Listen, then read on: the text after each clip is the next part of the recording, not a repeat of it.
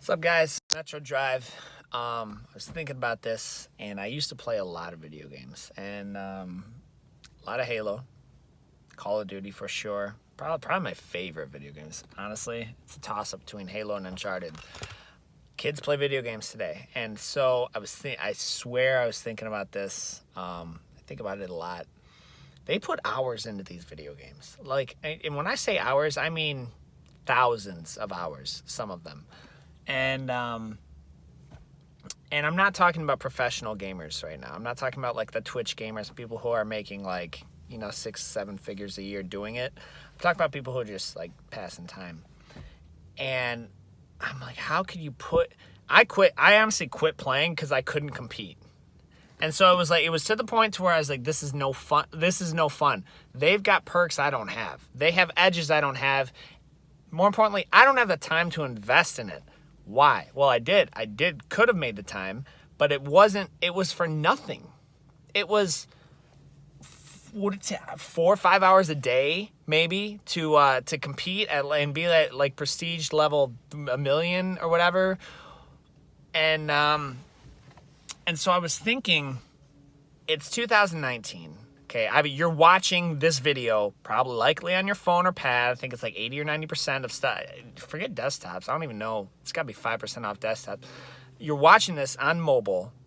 You're probably going to, if you opt in or you reach out to us, it's going to be from your phone. It's so much digital stuff going on.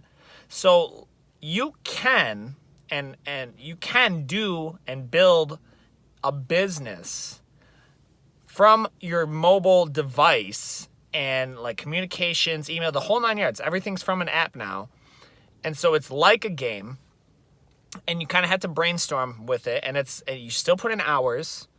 And so I'm like, why don't people do that? And the only answer I can think of is in a video game. We're not talking multiplayer mode. We're talking campaign mode.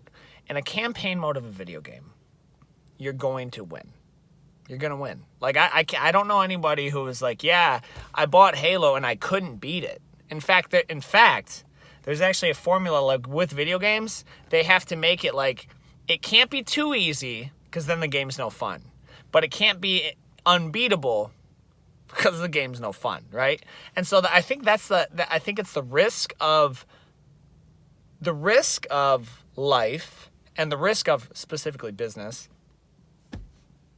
People don't want to play. It's too risky. Yeah, it takes some money up front. Well, honestly, you can save a lot of money by just sweat equity. Boom. Boy, I've said this before, guys. 16-hour days. Like this past year, we're coming up on a year anniversary of the gym, December, when we actually opened. We started working on September. We're talking waking up at, call it 6 a.m. and working till midnight. Like start to finish. And that's what it took for a long, long, long time. Several of us. And so if you knew that you were going to win regardless, what would you do? If you knew that you were going to win, there is no question with the same certainty that you're going to beat that video game, what would you do? Because it bothers me. I think it's over 50% of people hate their job. And it bothers me to see, my last video was about you're in control of you. It bothers me to see people who aren't happy in any circumstance when it's totally within your power to change it.